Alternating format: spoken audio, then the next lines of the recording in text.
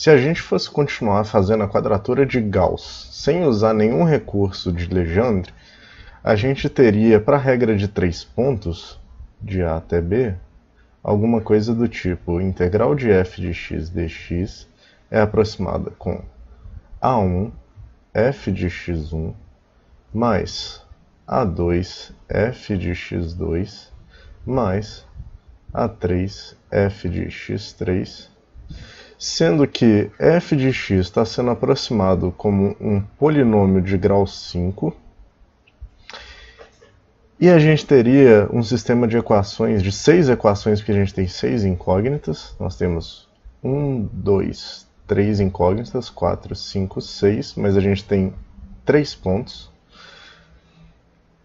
Então a gente teria um sistema do tipo A1 mais A2 mais A3 é igual a B menos A, A1x1 mais A2 x2 mais A3x3 é igual a B2 menos A2 sobre 2, A1x1 ao quadrado mais A2 x2 ao quadrado mais A3x3 ao quadrado é igual a B3 menos A3 sobre 3,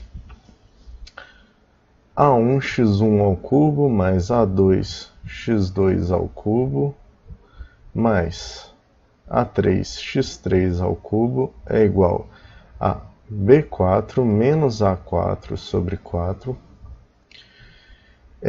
A gente está usando um polinômio de ordem 5, então a gente vai até o x elevado a 5. Então A1 x1 à quarta mais A2 x2 à quarta mais A3 x3 à quarta é igual a B5 menos A5 dividido por 5, e por fim, A1 x1 à quinta mais A2 x2 à quinta mais A3 x3 à quinta é igual a B6 menos A6 sobre 6. Então, esse é um sistema de equações bastante complicado e difícil de resolver. Mas se a gente estabelecer A é igual a menos 1 e B é igual a 1, esse sistema fica um pouquinho melhor. Ainda continua complicado, mas ele melhora.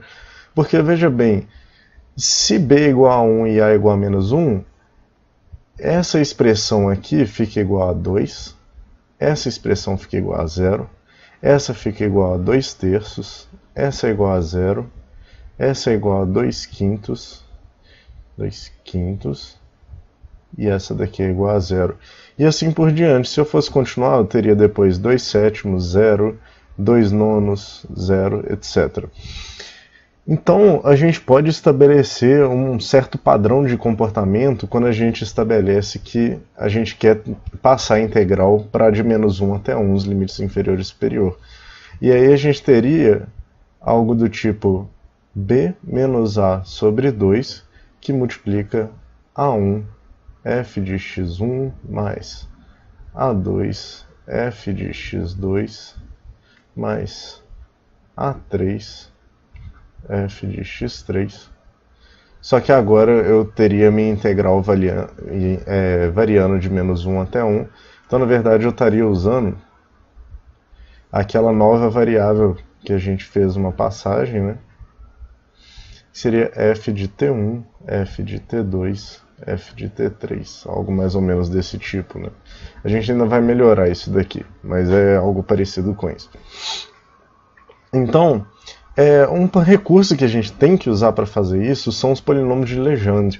Esses polinômios eles vêm da física quântica, inclusive, e eles são usados no estudo microscópico, né, das partículas de tamanho atômico. E a gente vai pegar esse recurso emprestado. Eles são solução de uma equação diferencial bastante complicada que não interessa para a gente, mas eles têm essa fórmula. O polinômio de Legendre de ordem n em relação a x, ele é igual a 1 dividido por 2 elevado a n vezes n fatorial vezes a enésima derivada dxn de x ao quadrado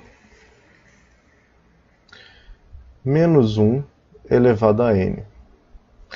Então, por exemplo, se a gente fosse calcular esses valores aqui, a gente teria para o polinômio de grau 0, que é uma constante, ele é igual a 1. O polinômio de grau 1, ele é igual a x. O polinômio de grau 2, ele é igual a metade de 3x² menos 1. O de grau 3, ele é 1 sobre 8, que multiplica 35... perdão. 1 sobre 2, que multiplica 5x ao cubo, menos 3x.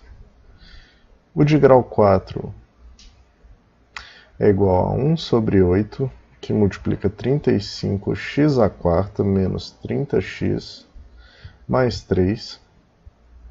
O de grau 5, ele é igual a 1/8 de 63x⁵, nossa, esse 3 ficou horrível, de 63x⁵, menos 70x ao cubo, mais 15x, e assim por diante. Esses são os polinômios de Legendre, eles podem ter qualquer grau, e eles têm algumas propriedades que vão ser muito úteis para a gente. Por exemplo, para qualquer polinômio, ln de 1, ele é sempre igual a 1.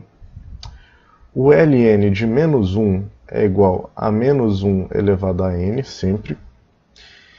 E a integral do polinômio ln de x de menos 1 até 1, ela é sempre igual a 0. E mais do que isso, a integral desses polinômios de Legendre de grau n, de menos 1 até 1, vezes um polinômio qualquer de grau k menor do que o grau do polinômio de Legendre, dx, é sempre igual a 0. Não importa o polinômio que você escolha aqui, contanto que o grau dele seja menor do que o grau do polinômio de Legendre. Então, essas propriedades vão ajudar muito a gente a resolver esse sistema daqui.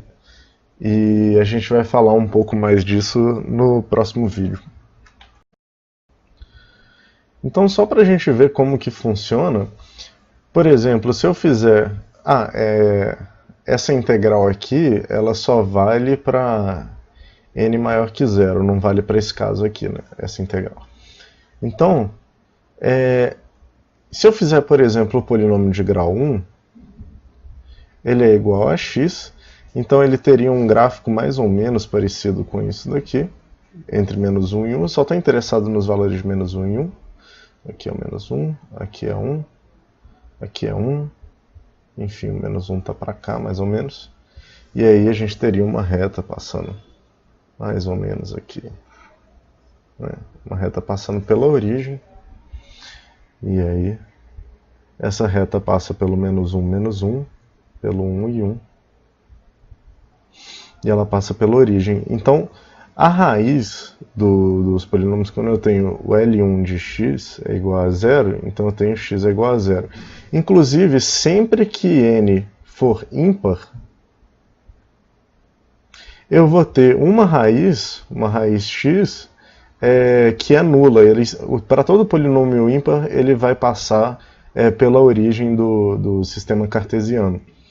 Então, por exemplo, se eu fosse fazer o L3, aliás, eu teria 1 sobre 2, que multiplica x ao cubo menos 3x. O meu gráfico seria algo mais ou menos parecido com esse daqui. Aí eu teria uma função passando mais ou menos assim. Ela vai ser uma função ímpar, ela é simétrica com relação à origem. Claro que meu desenho não ficou muito bom, mas aí eu tenho o valor de 1 aqui, eu tenho 1 desse lado, aqui eu tenho menos 1, aqui eu tenho menos 1, e uma das raízes passa pela origem, certo? E ele tem mais duas raízes reais aqui, que são valores que a gente consegue calcular. Por exemplo, se isso daqui for igual a 0, então a gente tem x sobre 2, que multiplica 5x² menos 3, é igual a zero, então uma das raízes é x igual a zero, e depois a gente tem esse sistema, 5x² menos 3 sobre 2 é igual a zero, então x² é igual a mais ou menos a raiz de 3/5. Então essa daqui seria, né, aliás, x² não, as outras duas raízes são exatamente essas daqui. E aqui nos polinômios de grau ímpar a gente pode ver que a área que está acima da curva aqui e a área que está abaixo dessa curva,